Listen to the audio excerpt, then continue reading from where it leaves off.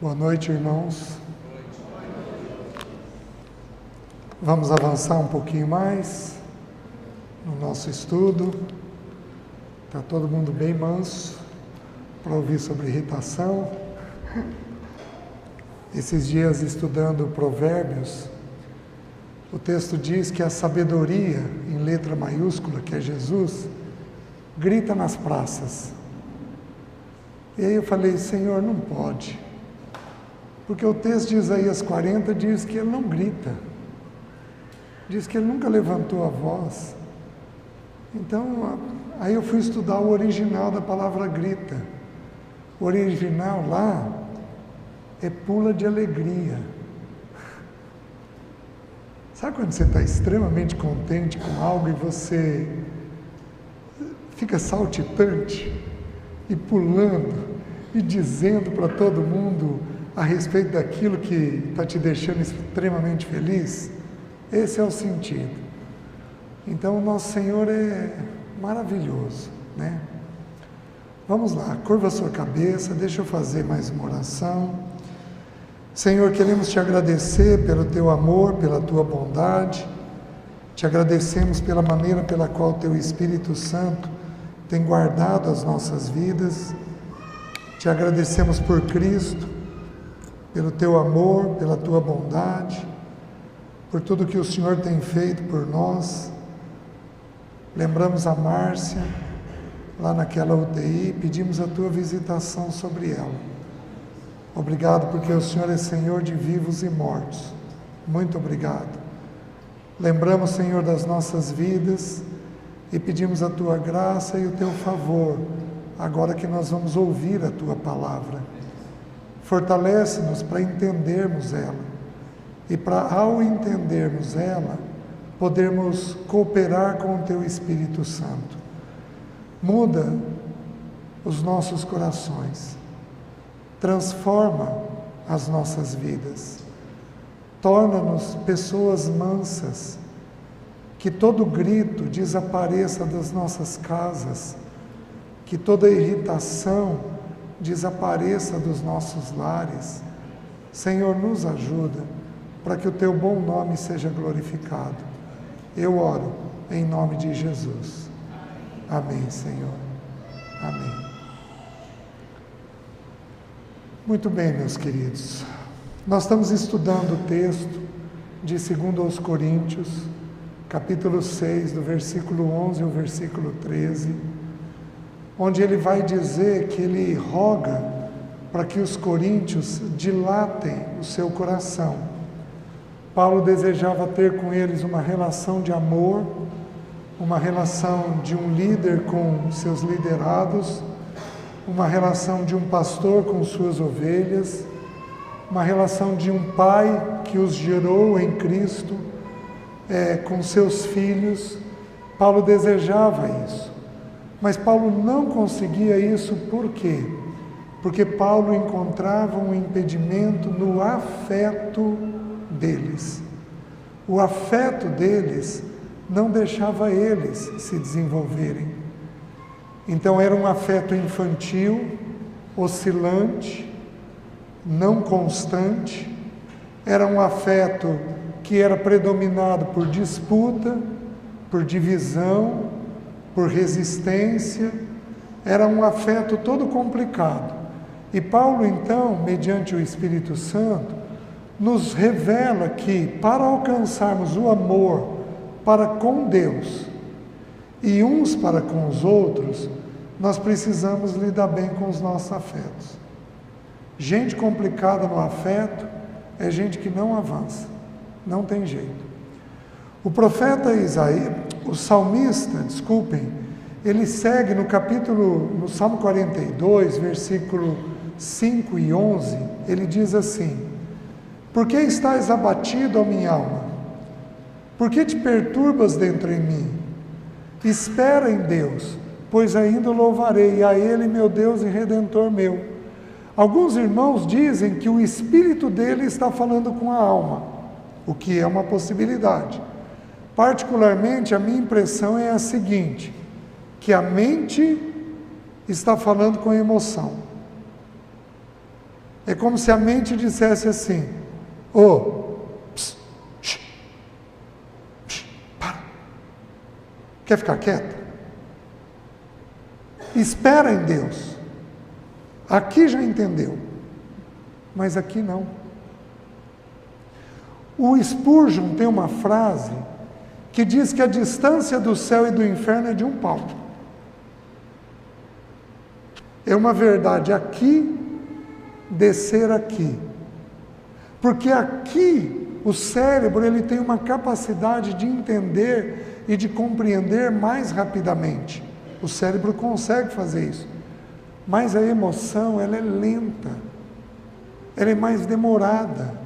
Às vezes você tem uma compreensão aqui e você vai levar semanas, às vezes meses, para esta verdade descer até o teu afeto e ganhar totalmente o teu afeto, de tal maneira que chegue na tua vontade. Faz sentido o que eu estou dizendo? Todos nós aqui, especialmente aqueles que têm um pouco mais de tempo de caminhada, entendem muito bem o que eu estou dizendo. Às vezes você sai daqui com uma convicção. No dia seguinte, você está cheio de dúvida. E aí você resgata a convicção. E aí no dia seguinte, de novo, você está cheio de dúvida. Algumas mulheres, especialmente irmãs, expressam isso da seguinte forma: César, eu coloco a minha causa diante do trono de Deus, mas parece que no dia seguinte eu peguei ela de novo. Você já deve ter ouvido isso. Isso é o quê? É a luta da mente com a emoção. É uma guerra interna que nós temos, onde a mente compreende e a emoção ela é mais demorada para compreender e aceitar aquilo. Queridos, é uma verdade que nós homens somos mais lentos. Amém, irmãs? Nós homens somos mais lentos. Mas uma vez que entendeu, desceu e está resolvido. A mulher não. Ela pode entender e lutar, e lutar, e lutar. Um pouco mais com aquilo. E aí é um processo mais demorado de gerar a santidade da emoção. Vocês estão entendendo? Então as emoções, a gente segue o padrão das Escrituras. A primeira emoção que a gente viu hoje de manhã foi o medo. E nós estamos entendendo o seguinte, que o pensamento gera o afeto. Qual é o pensamento que gera a emoção? Solidão. Se viu sozinho, vai ter medo. Então o medo entra pelo pensamento da solidão. Então isso vai ficando claro, à medida que você vai dando para os seus filhos um senso de presença, ele vai encontrando mais segurança. E queridos, preste atenção no que eu vou falar. O filho, ele já sabe que via de regra ele tem a aceitação da mãe. Filho, via de regra, é aceito pela mãe. Tanto que em Isaías 49 diz assim: pode porventura uma mãe esquecer-se de seu filho que acabou de nascer? Sugerindo que a resposta é um não. Aí ele diz: ainda que isto viesse a acontecer, eu não me esquecerei de vós, diz o Senhor. Então a mãe, via de regra, já tem o coração do filho e o filho da mãe. A grande necessidade de aceitação do filho é do pai. É do pai. Uma coisa é a mãe virar e falar: vem cá, meu lindão. Ele está cansado de ouvir isso de você. Outra coisa é o pai virar e falar: mas rapaz, você tem traços bonitos, hein? Graças a Deus puxou tua mãe. Tem um peso completamente diferente dentro do filho, mas completamente diferente. Vocês estão me entendendo? Então, vamos avançar. A segunda emoção que a Bíblia descreve é a irritação. Existe um texto bíblico maravilhoso em Efésios, onde Paulo diz assim: longe de vós toda amargura e cólera e ira e blasfêmia e bem assim toda malícia. Espera aí que eu pulei um. Espera aí que eu pulei um. Longe de vós toda amargura, pulei um. Longe de vós toda amargura e cólera e ira e gritaria e bem assim toda blasfêmia e malícia. Então ele põe aqui uma ordem inversa. Ele vai do mais grave para o menor. Ele vai do pecado mais grave, a amargura, para o pecado mais simples, que é a crítica. Quem aqui é crítico, levanta a mão. Levanta alto. Certo? Quem aqui não é crítico? Não critica nada e ninguém. Levanta a mão. Certo? Quem não levantou a mão? Queridos, todos nós temos um azedume dentro de nós. Todos nós temos. É verdade que alguns de nós parece que fomos batizados na limonada. Porque o azedume é ardido. Aquilo é uma língua felina. Eu, cansado, sou um perigo na minha língua. Ano passado, eu devo ter pedido perdão uma meia dúzia de vezes para cada um dos meus filhos. Por quê? Porque eles me viam nos horários mais cansados. E aí, eu brinco machucando. Quem aqui brinca demais? Levanta a mão. E aí machuca, porque a brincadeira era uma faca de dois gumes. Aparentemente, é para sorrir.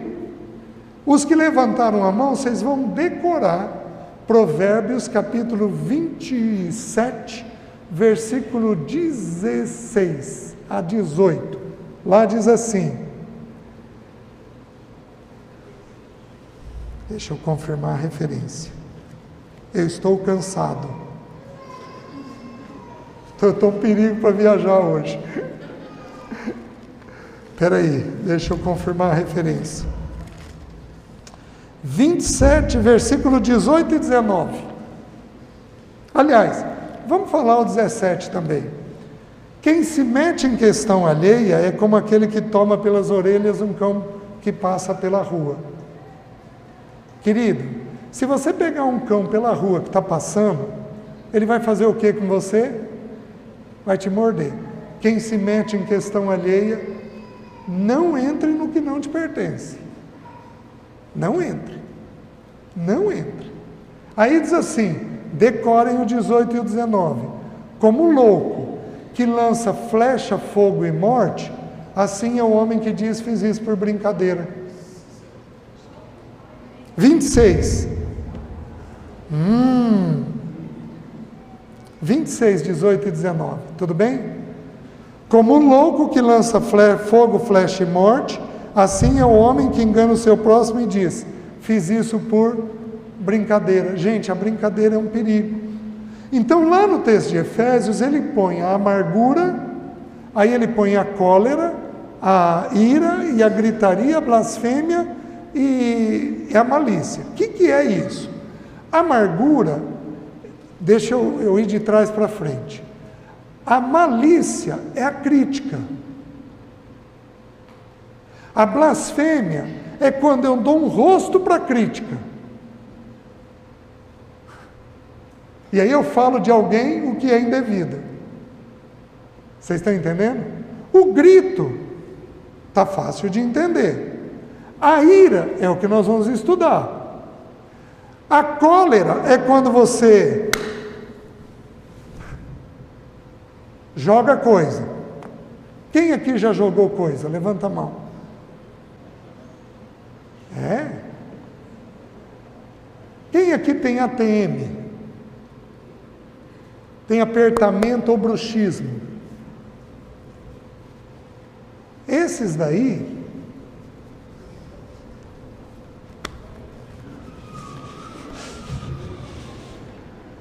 eles estão contendo tudo aqui.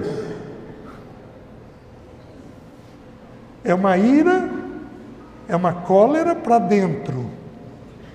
Vocês estão entendendo? E aí a amargura. O que é amargura? É um pecado gravíssimo. Porque a pessoa, ela critica tanto que ela enroscou na crítica. Ela enroscou e ela não consegue sair daquilo. Ela mete um pensamento ruim na cabeça e ela amarga com aquele pensamento, ou uma história, ou com alguém. E a Bíblia diz que não é para ficar entre nós nenhuma raiz de amargura. Qual é a raiz da amargura? A crítica. Que brotando vos contamine a muitos. Então a ira está no caminho disso tudo aí. Começa com a crítica, termina com a amargura, mas vai passar pela ira. O que significa a palavra ira no Velho Testamento? Nós temos pelo menos 5 palavras no Velho Testamento que expressam ira. A primeira significa calor, fúria, fácil de ver. O sujeito esquenta, fácil de ver. Fúria, ele está bravo, muito bravo, fácil de ver. Mas sabe o que significa também? Peçonha, veneno. Sabe quando você destila pela língua aquele veneno? Isso é ira. Isso é ira. Essa semana, quando você for falar de alguém que não estiver presente, lembra que significa peçonha, veneno. Você fica mal por dentro e aí você destila aquela maldade através da língua. Você está tendo uma expressão de ira. Você não gritou, você não exacerbou, você não jogou nada, mas você foi venenoso, foi venenosa. Vocês estão entendendo? Que outro sentido pode ter? Estar descontente. E o último, provocação. Esse último nós já vamos ver. Então, quando você provoca o outro, isso pode ser ira. E quando você está descontente, isso também pode ser ira. Certo? No Novo Testamento, nós temos 3 palavras para ira. A primeira, no grego, é thumos, que significa uma raiva, uma fúria. Sabe quando é descrito pela primeira vez essa palavra no Novo Testamento? Quando Herodes se viu enganado pelos 3 reis magos, porque o anjo ordenou que eles fossem por outro caminho e não voltassem até Herodes. Eles se viram enganados, ele ficou furioso e mandou matar todas as criancinhas de 2 anos para baixo. Gente, quem aqui já pensou em matar alguém? Só pensou. Tem mais gente. Tem mais gente. Oh, se tem mais gente. É que é uma pergunta difícil, né? Não é uma pergunta fácil. É uma pergunta bem difícil.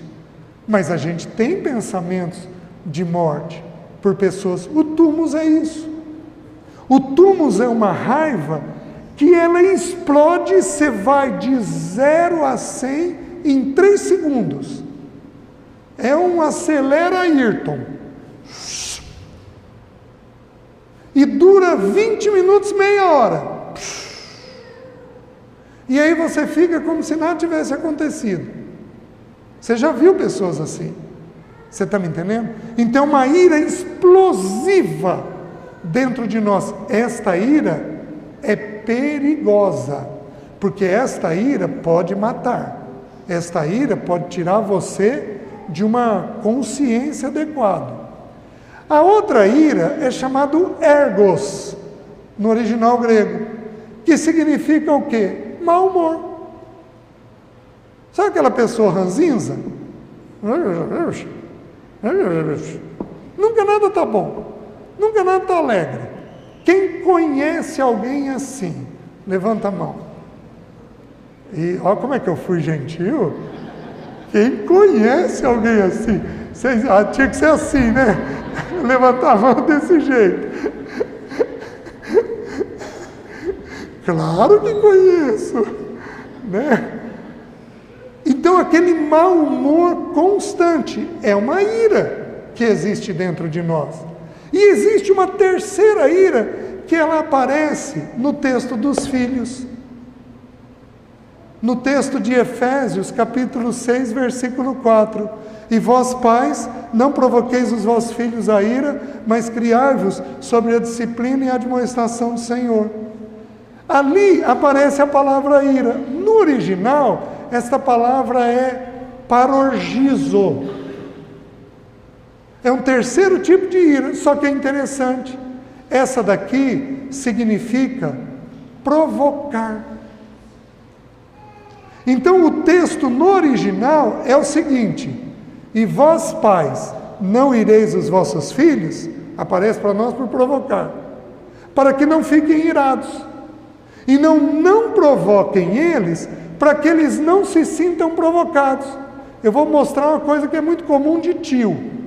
Tio passa pelo sobrinho e pá, na cabeça, na orelha, dá um beliscão. Quem aqui teve tio assim? Levanta a mão. De que jeito que vocês sentiam? Irritados? Provocados? Tio, para! Isso daí é o que o texto está dizendo. E vós, pais, não provoqueis, para que não se sintam provocados. Então é aquele espírito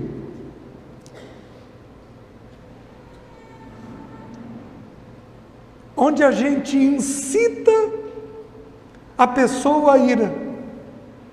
Uma hora nós vamos estudar, e vós, pais, não provoquei vossos filhos a ira.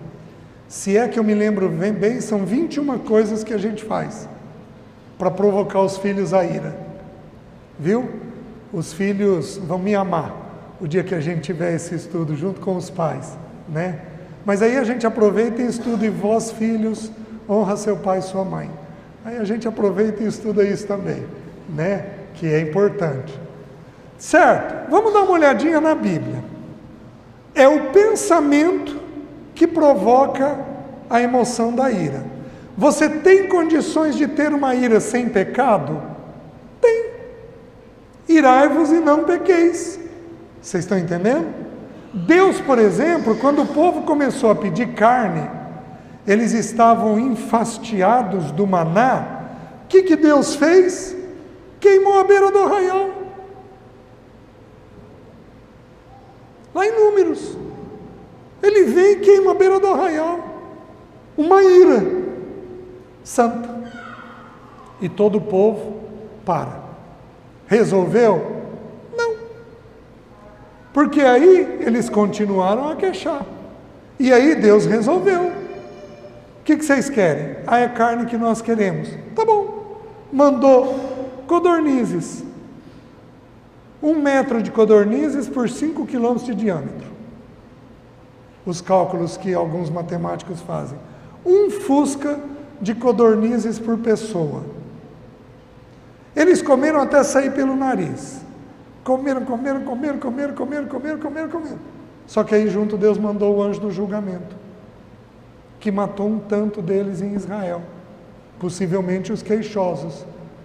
Então Deus deu como disciplina, não como bênção.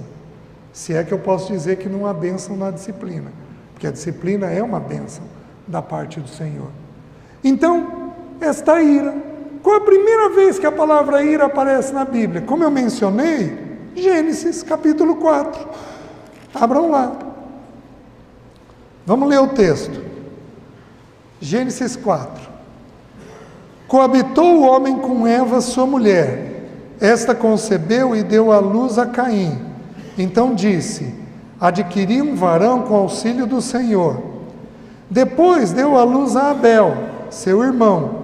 Abel foi pastor de ovelhas e Caim lavrador. Aconteceu que nos fins de uns tempos, trouxe Caim do fruto da terra uma oferta ao Senhor. Abel, por sua vez, trouxe das primícias do seu rebanho e da gordura deste. Agradou-se o Senhor de Abel e de sua oferta, ao passo que de Caim da sua oferta não se agradou. Irou-se, pois, sobremaneira Caim, e descaiu-lhe o semblante.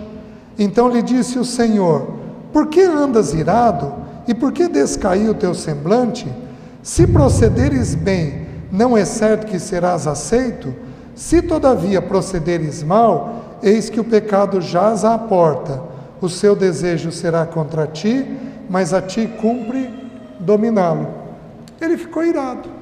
Deixa eu explicar para vocês o seguinte: qual é a exegese correta desse texto? A exegese correta é assim: Caim tentou ser aceito pelas suas obras. Ele trouxe o melhor do que ele produziu. É aceitação por obra. Abel trouxe um cordeiro, sacrificou esse cordeiro e apresentou a gordura dele ao Senhor.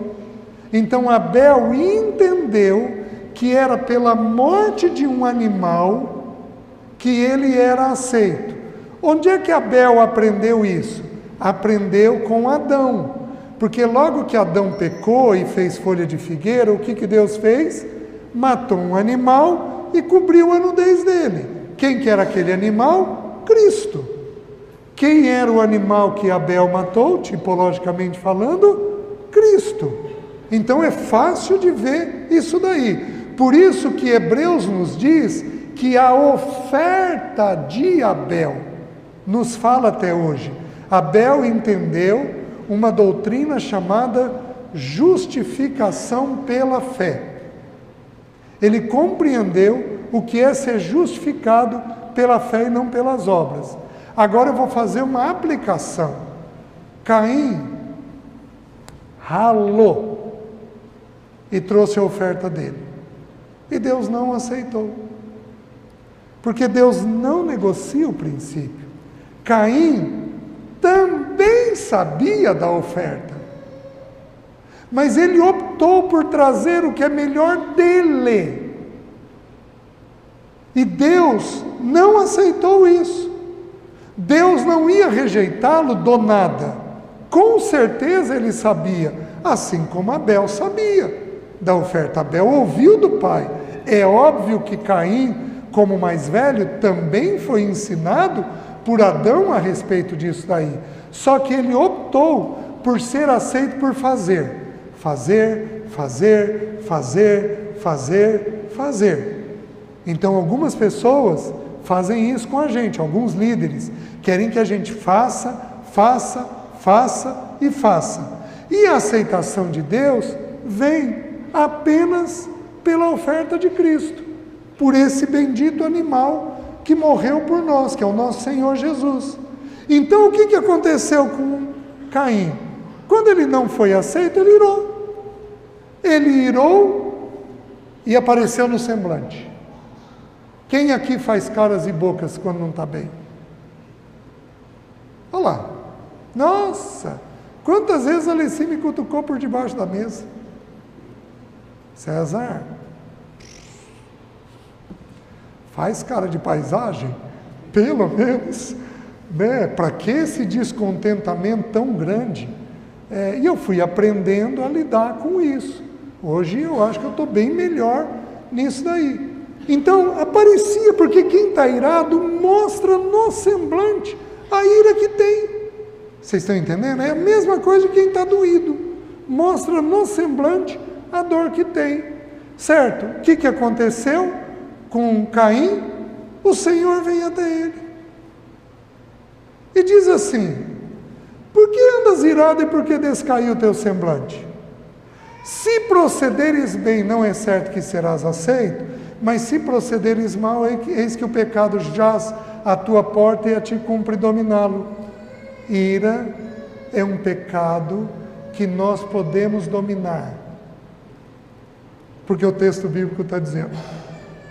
Ira é um pecado que você pode dominar. Só que aí o texto bíblico diz: se procederes bem, se procederes mal. Sabe o que significa proceder bem e proceder mal no original? Estar satisfeito. Quando que nós iramos? Quando nós estamos insatisfeitos. Qual é o pensamento? Insatisfação. Teve insatisfação, vai ter ira. Por isso que um combate natural, mas natural, um combate bem natural da ira, é a questão da gratidão. Pessoas gratas são pessoas que não iram, porque elas estão mais satisfeitas com aquilo. Meus queridos, exercita a gratidão essa semana. Deus, muito obrigado. Sobrou a louça para mim. Louvado seja o teu nome. O Senhor é bom em tudo o que faz. Meus queridos, quantas noites eu deitei doído, mas eu não deixava de dizer: Senhor, muito obrigado, porque o Senhor está em tudo. O Senhor está em tudo. O Senhor está em tudo, de bom e de ruim, que ocorre comigo. O Senhor está presente. Então, à medida que você aprende a ter uma atitude de gratidão, você tira a insatisfação. E aí prestem atenção no que eu vou dizer. As meninas, as irmãs, podem ser um pouco mais insatisfeitas que os homens. Deixe-me explicar por quê. Porque como o homem governa a vida familiar, ele enxerga lá na frente. Então o homem tem 3 pensamentos na cabeça. A mulher foi criada para auxiliar. Então ela enxerga tudo que é imediato. Então ela tem 30 pensamentos na cabeça. Mulher está no telefone, auxiliando uma irmãzinha, com um bebê mexendo a comida, e com um bebê no carrinho, fazendo assim, para ele dormir. Estou certo? Mulher é mais ou menos assim. Por quê? Porque ela tem muita informação na cabeça. Homem tem menos informação na cabeça. Ele tem chance de ter menos queixa, porque pensa menos. É mais reduzido. Mulher não. Mulher tem muita coisa na frente. Ela enxerga muito. Ela tem muito detalhe na cabeça dela.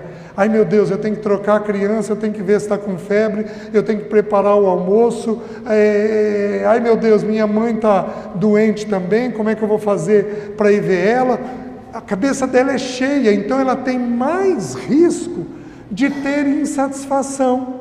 Aí, minhas queridas, vocês vão ter que levantar um pouquinho mais cedo e ler a Bíblia um pouquinho mais e orar um pouquinho mais, para que Deus as visite, para vocês poderem suportar o dia. Está entendendo? Então, da onde advém a ira? De insatisfação. Mas não é o único pensamento que gera a ira.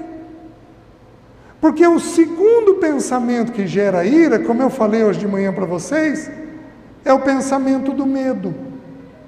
Medo gera ira. Quantos de nós não fomos bravos com o filho, porque a gente tinha medo que alguma coisa acontecesse com o filho? Você não exagera na correção, na fala, na disciplina, porque você tem medo de determinado assunto. Estou certo no que eu estou falando? Então o medo envolve, e aí você tem ira. Como é que eu vejo isso na Bíblia? Adão teve medo, Caim teve o quê? Ira. No mesmo sistema familiar. Então é como se um fosse primo de primeiro grau do outro. Então, algumas vezes o medo vai gerar, dentro do sistema familiar, ira. Vocês estão conseguindo entender? Mas tem uma outra prova disso daqui que é muito mais significativa. Abram em 1 Samuel, capítulo 18.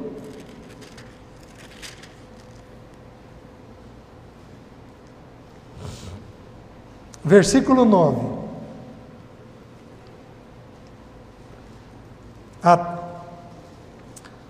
Nós vamos ver alguns versículos. Daquele dia em diante, Saul não via Davi com bons olhos.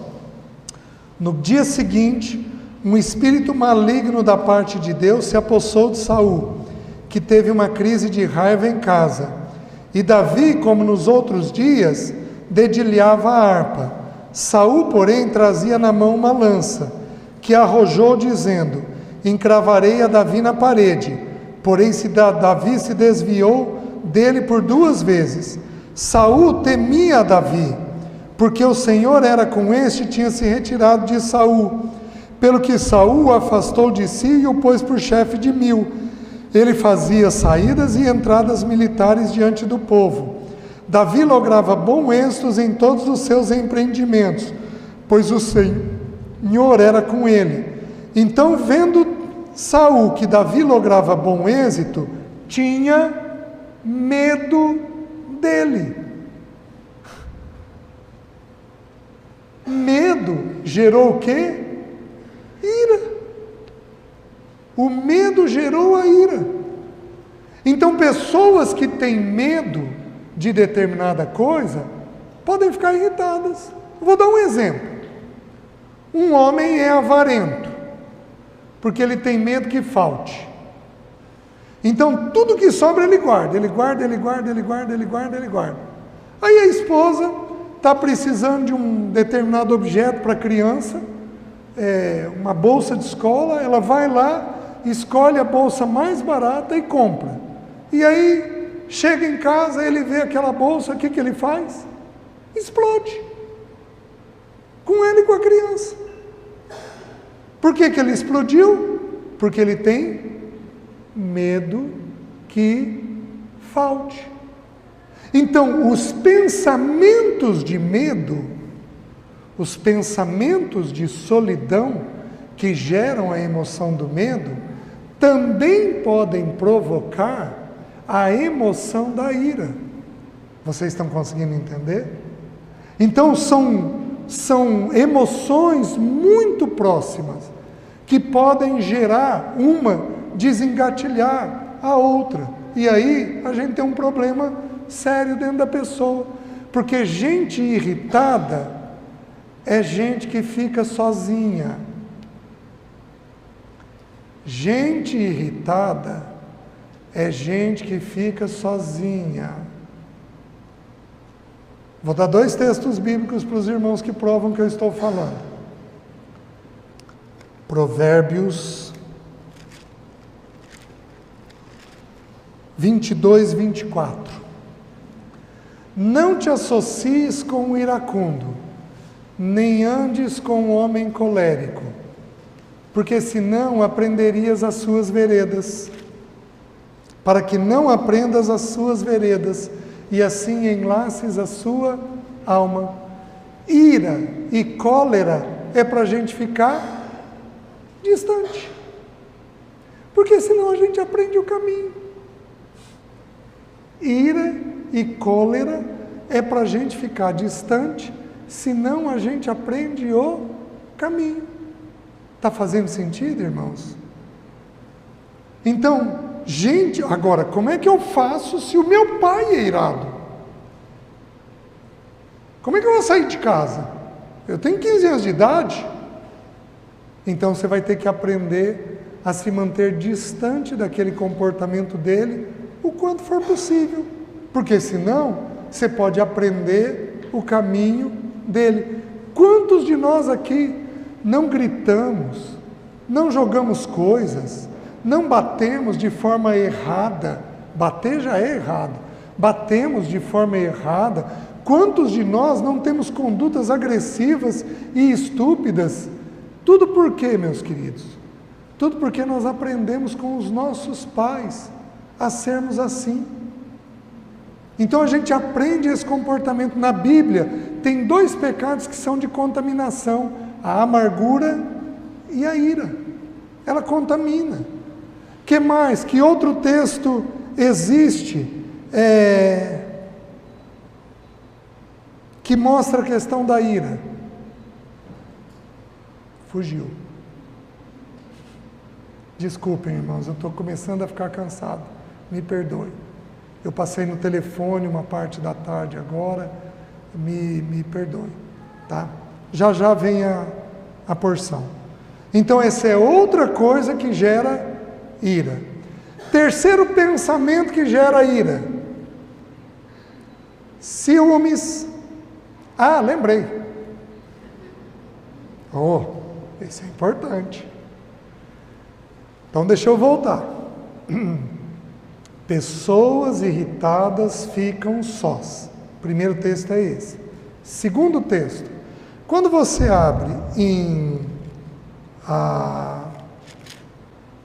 Provérbios 21, 9 e 19, olha o que diz: melhor é morar no canto do eirado do que junto com a mulher rixosa na mesma casa. Que mulher aqui é queixosa? Levanta a mão. Vai lá, vamos de novo. Que mulher aqui é queixosa? Levanta a mão. Então presta atenção, eu acho que tem mais, mas vamos lá. Vai que a água daqui é uma santa água, né? Vai que... A mulher queixosa empurra as pessoas da casa para o canto do telhado. Porque, meus queridos, a queixa é pesada. Como é pesado. Agora, se não bastasse, olha o versículo 19. Melhor é morar numa terra deserta do que com a mulher rixosa e iracunda. Agora, as pessoas da casa não foram para o canto do telhado, foram para onde? Esses dias eu falei esse versículo para uma mulher, ela falou assim: César, meu marido está no Saara. Então, se você é queixosa, as pessoas se afastam. Se você é queixosa e irritada, as pessoas vão muito longe, porque é difícil de suportar. E queridas, Deus prometeu para Caim: a ti cumpre dominá-lo. Vou dar um exemplo bíblico para vocês. João, o evangelista, era iracundo. Ele era filho de Zebedeu, filho do trovão. O que o trovão faz? Passa susto. O que a pessoa brava faz? Passa susto. Porque de repente ela grita, do nada. Ele vira para o Senhor, saindo de Samaria, indo para Jerusalém. Os de Samaria rejeitaram ele, porque Jesus tinha o semblante de quem estava indo para Jerusalém. E aí João vira para o Senhor e diz assim: Senhor, o Senhor quer que a gente mande descer fogo do céu? É assim que é o iracundo. O iracundo foi feito no apóstolo do amor. Foi aquele que aprendeu a reclinar a cabeça no peito do nosso Senhor. Então há esperança para o teu futuro. Amém? Pega João, o Evangelho, 1º, 2º, 3º João, leia. Mas o que esse irmão aprendeu? Que eu tenho que aprender para ter domínio da minha própria ira. Porque ele aprendeu a ter domínio da ira dele. Certo? Então, 2 pensamentos que geram a emoção da irritação: insatisfação e medo, ou solidão. Certo? Terceiro pensamento: ciúmes.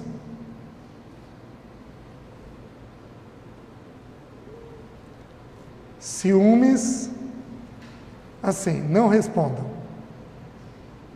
Não respondam. Quem aqui é ciumento? A palavra ciúme significa zelo.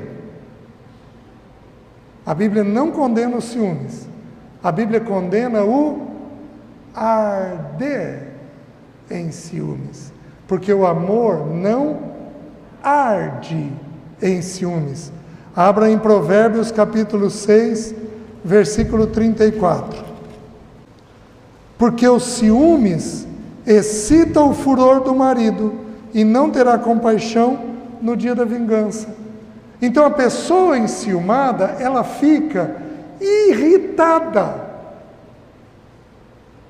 Vocês estão entendendo? Nós temos apenas 3 causas dos ciúmes. Apenas essas 3. A pessoa que arde em ciúmes, ou é por baixa autoestima, ela concorre com todo mundo, ou é por trauma, meu pai traiu, eu acho que meu marido vai trair, minha mãe traiu, eu acho que minha esposa vai trair, ou é por trauma, ou é por sem vergonhice, porque julga no outro o que está dentro dele. E queridos, esse pecado aqui é chato de tratar, porque ele é um pecado que gruda na mente. A pessoa tem certeza daquilo que ela está vendo. O problema é que ela vê distorcido. Vocês estão entendendo? É um pecado, como outro qualquer, que a gente é liberto mediante a cruz do Senhor. Ele só é um pecado difícil porque ele gruda na mente muito. Se você tiver um tanto de esforço, o Espírito de Deus te liberta dele. Só que o texto está dizendo, os ciúmes excita o furor. Então a ira pode advir de pecados de ciúme. E até aqui, meus queridos, nós temos uma coisa comum nos 3 motivos da ira. Caim, insatisfação, Saul com medo, Adão e Saul com medo, e agora o homem ciumento. Os 3 não tiveram bom pertencimento, não se sentiram aceitos, e isso provoca ira. Então, em última instância, minha impressão é a seguinte: o grande pensamento que gera irritação é quando você não se sente bem aceito. Vocês estão entendendo? Aí você vai ter essa reação, certo? 4º pensamento que gera a ira: pessoas legalistas. A lei. Deixa eu te fazer uma pergunta. Deve ter um fórum aqui em Sidrolândia, certo? Você já foi convidado para ir no fórum para ser elogiado por ter obedecido à lei? Alguém aqui já foi no fórum para ser elogiado por ter obedecido à lei? Não. Mas quem foi no fórum foi para ser questionado se desobedeceu à lei. Por quê? Porque a lei, ela é essencialmente condenatória. Então, pessoas que são legalistas, pesadas, rígidas, tensas, elas provocam isso nos outros. Os irmãos estão conseguindo entender? Elas simplesmente provocam isso, né? Por quê? Porque fica pesado. Então, quem aqui é, deixa eu citar as expressões: perfeccionista, metódico, rígido, essas 3 coisas, rígido, metódico e perfeccionista. Quem é? Levanta alta a mão. Essas pessoas geram mais tensão nos seus filhos. Senta direito. Segura a caneta certo. Olha a tua postura. Ó, tá fazendo barulho ao comer. Cansa, esgota. Então, gente muito metódica, muito perfeccionista, irrita. Vocês estão entendendo? Por quê? Porque ele é essencialmente condenatório. Mas César, eu só estou falando para o bem dele, porque ele precisa corrigir a coluna, senão ele vai ter uma escoliose. Tudo bem, acha um jeito de fazer isso sem ser chato, sem falar demais. Gente, eu estou falando, gente rígida, perfeccionista e metódica é chata, porque repete demais, enxerga demais, muitos detalhes. E quem levantou a mão, você vai decorar Eclesiastes 7,16. Lá diz assim: não sejas demasiadamente justo, nem exageradamente sábio, porque te destruirias a ti mesmo. Olha o que o texto está falando, gente. Eu fui muito perfeccionista. Eu chegava de uma viagem como essa, a minha esposa tinha que me perguntar o que estava limpo e o que estava sujo. Porque eu dobrava a roupa suja com a mesma perfeição que eu dobrava a roupa limpa. Ela dizia assim: César, não vejo a hora de você se aposentar. Por quê? Porque não tem diarista igual você. Não tem diarista igual você. Se eu for limpar essas cadeiras, eu vou virar todas elas. Vou passar o pano em todas elas, em todos os cantos. Eu lavava carro com escovinha de dente.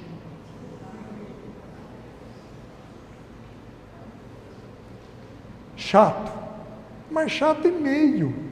Chato para mim era pouca coisa.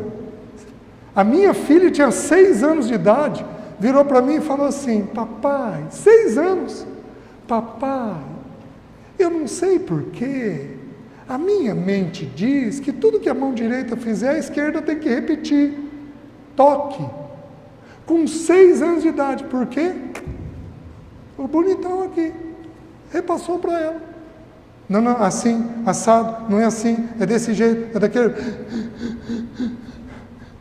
E aí a gente fica rígido e fica legalista. Fica muito baseado na lei. Aí a gente fica muito pesado. Isso faz o quê com os filhos? Irrita. Filhos, eu estou certo? Os filhos aqui, eu estou certo ou não?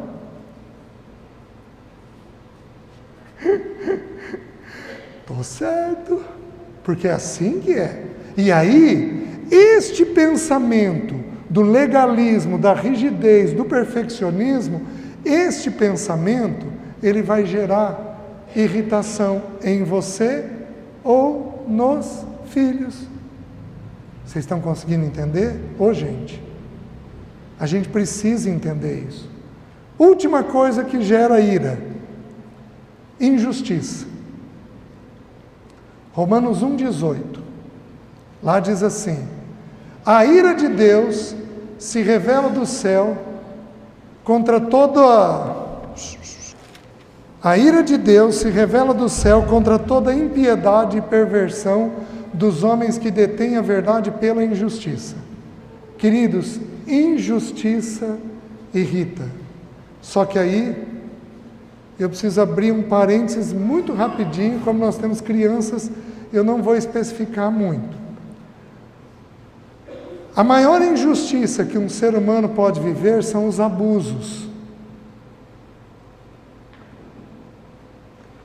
O abuso mais sabido entre nós é o sexual, quando uma criança é tocada de forma indevida.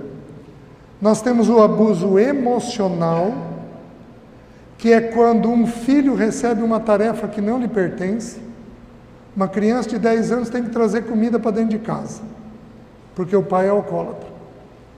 Uma menina de 8 anos tem que cuidar dos irmãos, porque a mãe é folgada e fica dormindo. Então, abuso emocional.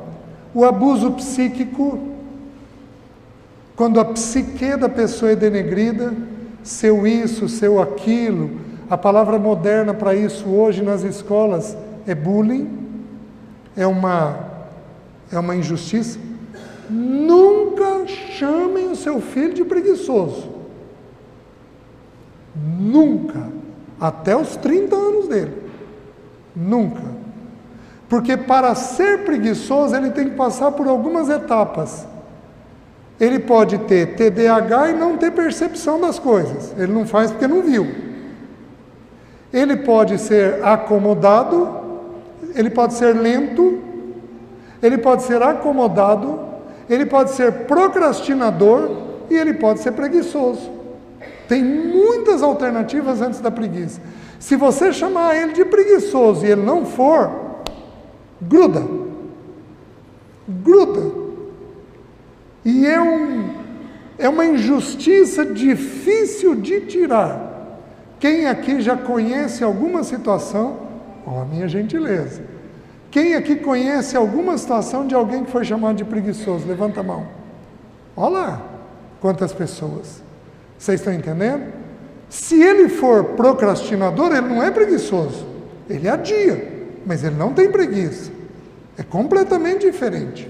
Se ele for acomodado, se ele for lento, ele não é preguiçoso. Ele tem o ritmo dele. Ele, por algum motivo, tem que se despertar. E a acomodação, inclusive, a gente tem que ver se não é fisiológica. Se não é química. Você pega uma ferritina baixa ou alta demais, prosta o peão. E aí você julga ele, achando que ele está com um problema de alma, preguiça, quando na verdade o problema dele é químico. Vocês estão entendendo? Então, o abuso sexual, o abuso emocional, o abuso psíquico, o abuso de privação, quando você pode dar e não dá coisa para os filhos, e não estou falando só de dinheiro, você não dá um presente, você não dá um afeto, um toque, uma conversa, você tem condições de fazer e não faz. Conversa com todo mundo aí fora, mas não conversa com os seus. Isso é privação, abuso de privação. E o abuso físico, quando a pessoa é agredida. Havendo abuso, há irritação. Aí, sem medo de errar, alguns de vocês são irritados porque foram abusados. Sem medo de errar. Existe um pecado anterior à ira, deixa eu corrigir a frase. Existe uma emoção anterior à ira, chamada indignação. É muito próximo da ira, mas não é a ira, é a indignação. A pessoa ela fica mexida com alguma injustiça. A indignação é um pecado que está diretamente ligado à injustiça. Se você tiver indignação, verifique abuso. Amém? Amém, meus irmãos? Vamos parar. Que emoções que ficaram? Deixa eu concluir uma coisinha aqui que eu estou esquecendo. Salmo 4,4 diz assim: consulta o travesseiro e não se ira. Então, se você tem uma tendência de ficar irada, você vai fazer o quê? Você vai morder a língua. De leve. E você vai deitar no travesseiro, porque o salmista diz que é para a gente deitar e consultar o travesseiro. Salmo 4,4, ele vai dizer assim: irai-vos e não pequeis, consultai o travesseiro e sossegai. Então você vai conversar com o travesseiro, certo? Salmo 37,8, o que diz lá? Deixa ir, abandona o furor, não te impacientes, certamente isto acabará mal. Provérbios 15:1, a resposta branda desvia o furor. Depois você vai olhar, Provérbios 15, 18, Provérbios 19, 19, Provérbios 21, 24, Provérbios 22, 24 e 25, Provérbios 29, 22 e Tiago 1, 19 e 20. Ele diz o que em Tiago? Sede prontos para ouvir, tardios para falar, tardios para se irar. Meus queridos, apura aqui e mantenha a língua mordida. Não. Não é para eu falar. Não é para eu falar. Eu estava no início do casamento, aí eu estava numa discussão com a Alessi, e eu sou italiano. E ela, com a mão assim em cima da mesa, ela virou e falou assim: César, você nem esperou eu terminar de falar. Aí aquela frase gritou. Eu nem tinha esperado ela terminar de falar. O que o Espírito Santo me falou?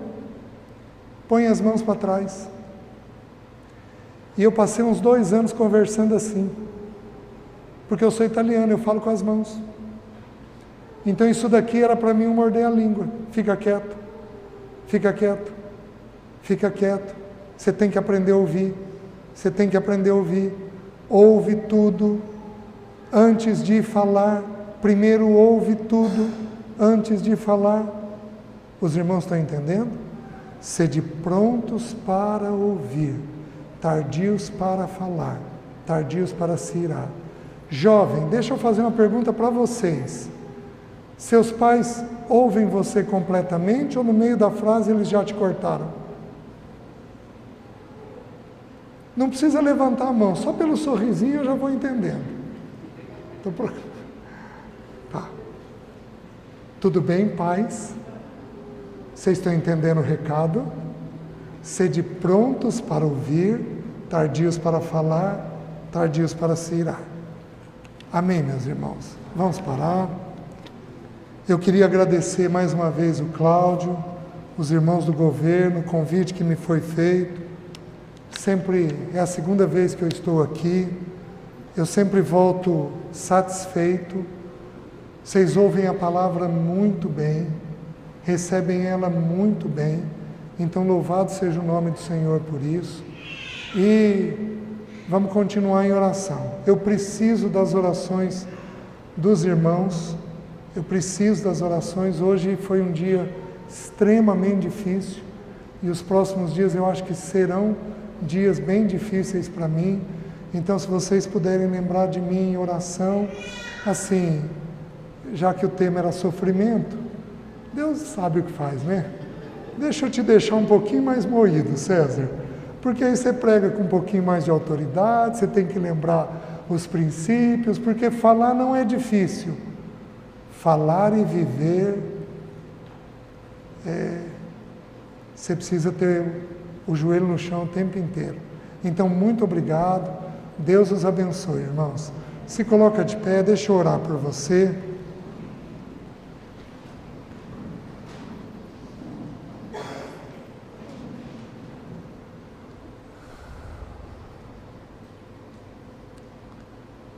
Senhor, muito obrigado pelo teu amor e pela tua bondade. Obrigado pela maneira pela qual o Senhor tem nos fortalecido. Obrigado pela vida de Cristo. Obrigado pela maneira pela qual o Senhor tem sido levantado em nós.